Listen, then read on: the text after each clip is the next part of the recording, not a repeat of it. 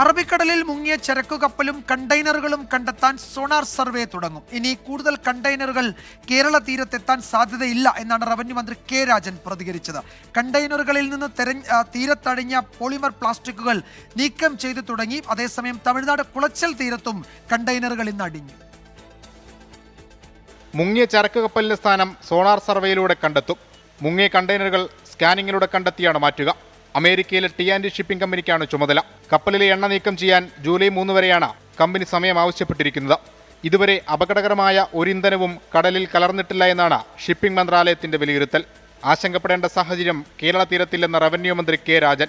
കപ്പലിൽ നിന്നുണ്ടായിട്ടുള്ള very low sulphur oil കടലിൻ്റെ ഏതെങ്കിലും തരത്തിലുള്ള തീരത്തേക്ക് വരാതിരിക്കാൻ വേണ്ടിയിട്ടുള്ള ശക്തമായിട്ടുള്ള ഇടപെടലുകൾ കഴിഞ്ഞ ദിവസങ്ങളിൽ നടന്നിരുന്നു. ഇതുമായി ബന്ധപ്പെട്ട വസ്തുക്കൾ ഏതെങ്കിലും രാസപദാർത്ഥങ്ങൾ കലർന്നതോ അപകടമുള്ളതോ അല്ല എന്നാണ് ഇപ്പോൾ ലഭ്യമായിട്ടുള്ള റിപ്പോർട്ട്. അത് പ്ലാസ്റ്റിക് ഉണ്ടാക്കുന്നതിൻ്റെ ഭാഗം കൂടിയാണ്.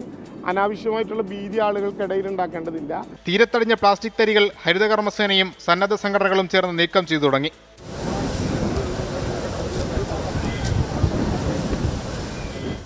തുമ്പ കടൽ തീരത്തെ ശുചീകരണം റവന്യൂ മന്ത്രി നേരിട്ടെത്തി വിലയിരുത്തി. അതേസമയം കപ്പൽ കമ്പനിക്കെതിരെ നിയമ നടപടിക്കുള്ള നീക്കങ്ങൾ സർക്കാർ ഊർജിതമാക്കി. അഡ്വക്കേറ്റ് ജനറലിനോട് ഇന്നലെ നിയമോപദേശം തേടിയിരുന്നു. റിപ്പോർട്ട് ലഭിക്കുന്ന മുറയ്ക്കായിരിക്കും തുടർ നീക്കങ്ങൾ. ഇതിനിടെ തമിഴ്നാട് കുളച്ചലിൽ കണ്ടെയ്നർ തീരത്തടിഞ്ഞു.